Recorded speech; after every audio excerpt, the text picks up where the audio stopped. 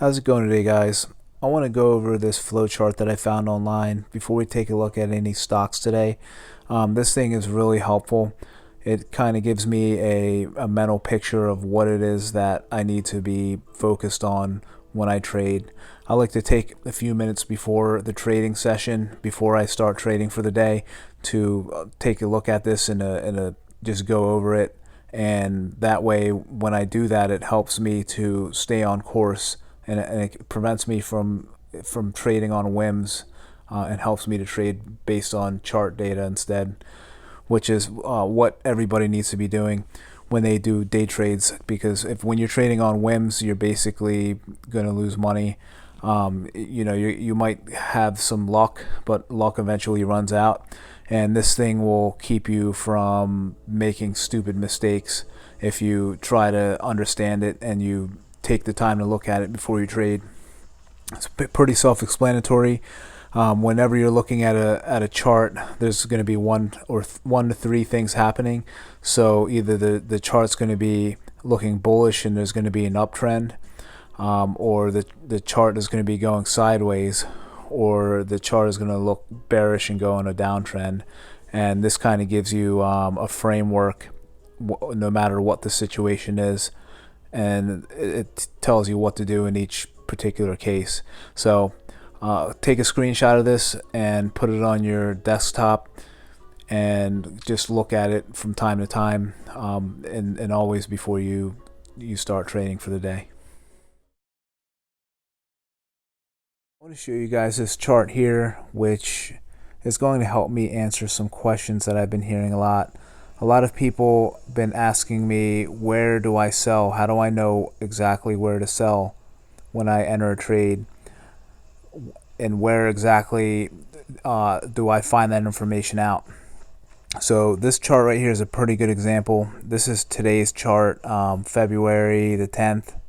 And basically, here's what I'm going to do. So what we notice here is we see the gap up in pre-market from $2.08, and it goes all the way up to $4.10. So we want to put our resistance line in place. So if you watched the last video I made, I showed you how to trade pre-market breakouts, which is a very good one to know. That's a high probability trade. Everybody should know how to trade pre-market breakouts. Take a look at my last video and find out exactly how to do that. This video I'm going to be more descriptive, and I'm going to show you exactly where to sell. So let me make this a little bit better. We want to get to $4.10. All right, so that's close enough.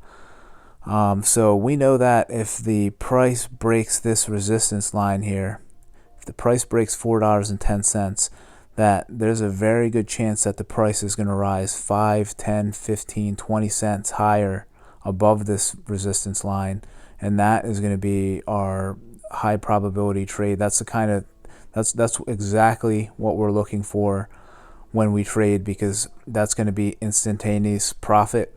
Of course, it's not always 100%. You're going to get stopped out sometimes, but this is the epitome of a high probability trade right here.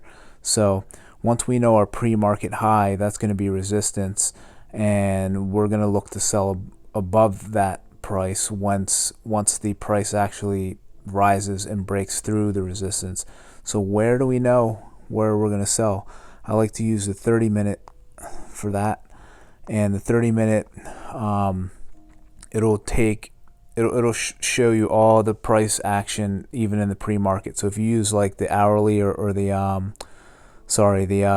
daily, you're not going to see pre-action price, pre-market price action, and that's key. Those pre-market price action numbers are very key, because they are very much resistance and support lines also, not just intraday prices. So basically, if we look to the left, we want to find when the last time the price actually broke this $4.10 mark, when that was, and how far above $4.10 the price went.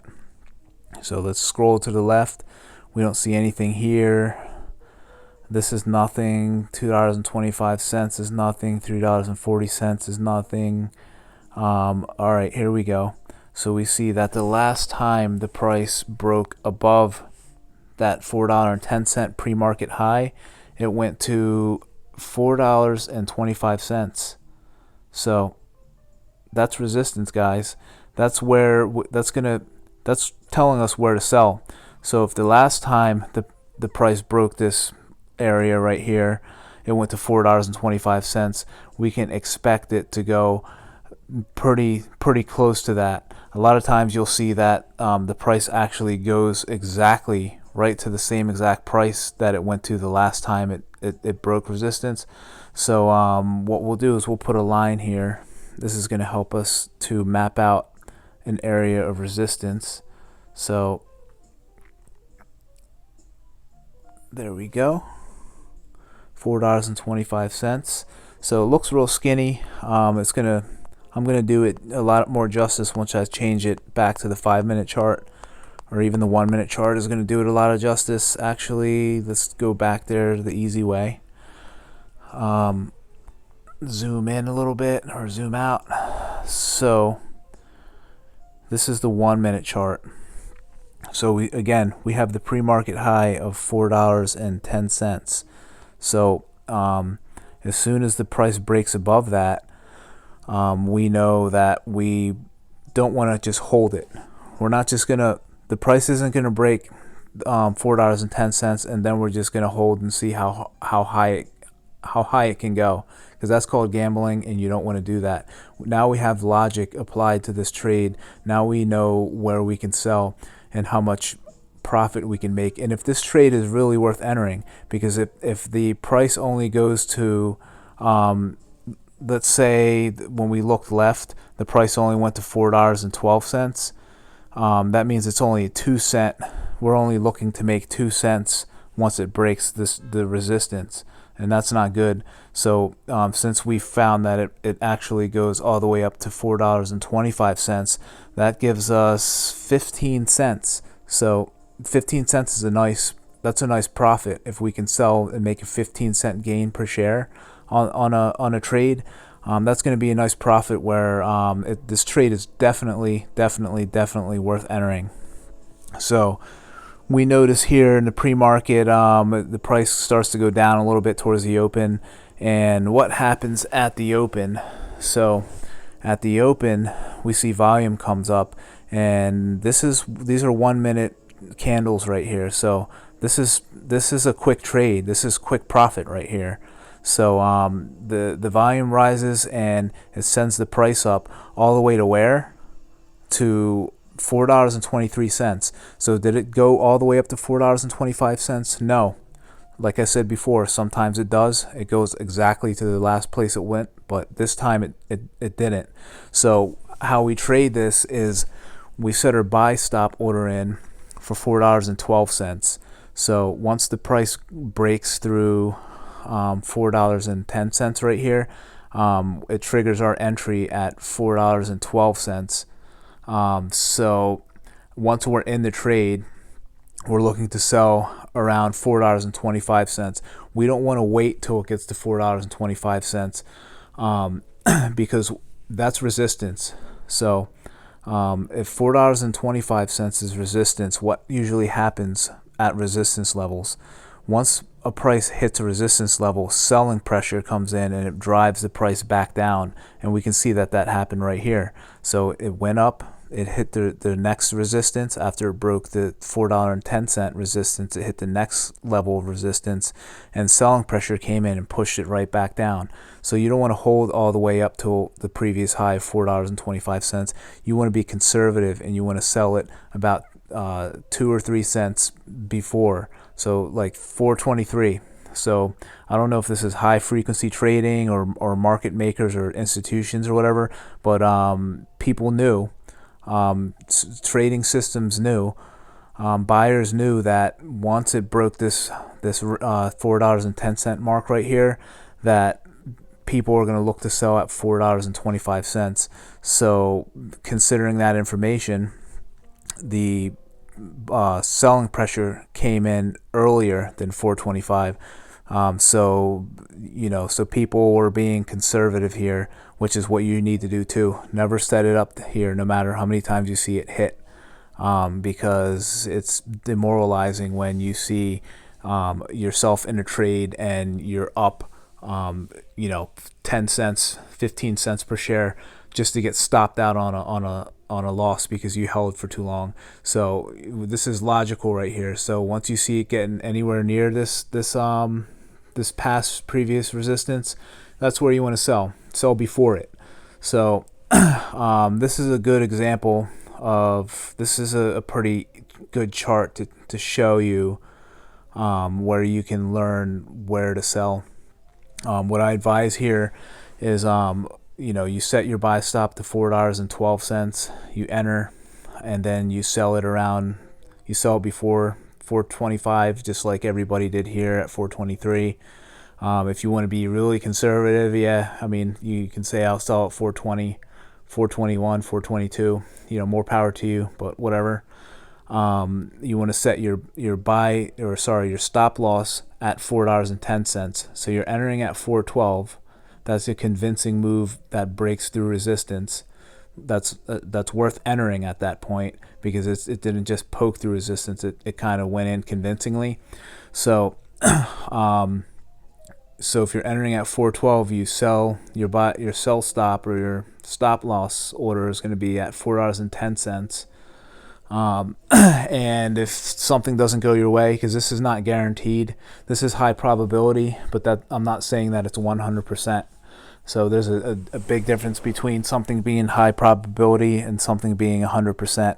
So since we're dealing with high probability when it comes to trading stocks, we want to be realistic. Things could not go our way. So if we set our stop loss at $4.10, then we have a 2-cent stop loss, and we lose 2 cents on our position. So assuming that let's say you bought 1,000 shares of this and things didn't go your way, or let's say you were an animal and you held all the way up to you were trying to get to 425, and you were set and determined that you were going to sell at 425, but things didn't go your way, and you ended up getting stopped out, which is exactly what happens. You can see the price hit this and it went straight down for the rest of the day, pretty much. You would have minimized your risk. You would minimize your loss right there, this is what trading's all about. Trading's all about controlling risk. So basically, if you would have bought 1,000 shares and got stopped out, you entered at 412 and got stopped out at 410, that's a $20 loss. So for many of you, that might be too much. For many of you, that might be nothing. So it all depends on your account size and your position size. So you don't want to scale too high. You want to use, you don't want to risk more than 1 to 3% of your entire account on one trade. So that's key information to know, because you can find 1 million of these, and if you're not setting your stop losses right, and it's only going to take you getting stopped out a few times to either blow up your account or to lose more money than you're comfortable losing. So just keep these things in mind. This is a technical teaching today, but keep trade management in mind, keep money management in mind, keep risk management in mind. You want to control things, and you want to have things mapped out in your head before you trade, so you're not gonna make dumb decisions or lose more money than you're comfortable losing. So if this video has helped you in any way, please like, share, and subscribe, and thank you for watching.